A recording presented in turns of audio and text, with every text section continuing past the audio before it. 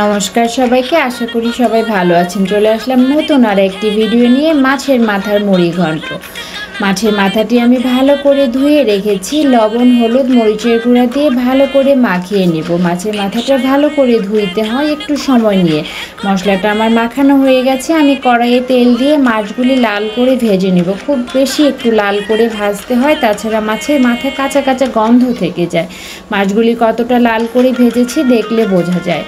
আমি পোলাওয়ের চাল আগে থেকে ধুয়ে ভিজিয়ে পানি ঝরিয়ে রেখেছি। আমি কিছুটা আলু ছোট ছোট কিউব করে রেখেছিলাম, সামান্য লবণ দিয়ে হলুদ দিয়ে ভেজে তুলে নিলাম। এলাচ দারচিনি তেজপাতা শুকনো মরিচ সম্বার দিলাম, গন্ধ বের হলো, পেঁয়াজ দিয়ে দিলাম। এখন কিছুটা আদা বাটা রসুন বাটা লবণ পরিমাণ মতো দিয়ে দিলাম। সামান্য একটু জিরার গুঁড়া দিয়ে পোলাওয়ের চালটা দিয়ে ভালো করে নেড়ে চেড়ে নিলাম।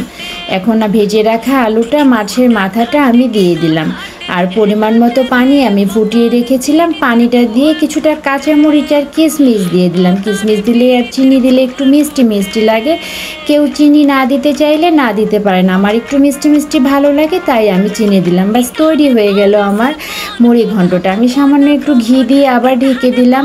ঘি দেওয়া হয়ে গেছে, নেড়ে চেড়ে আমি নামিয়ে নিলাম। আমার ভিডিওটি যদি ভালো লাগে লাইক কমেন্ট শেয়ার করে পাশে থাকবেন।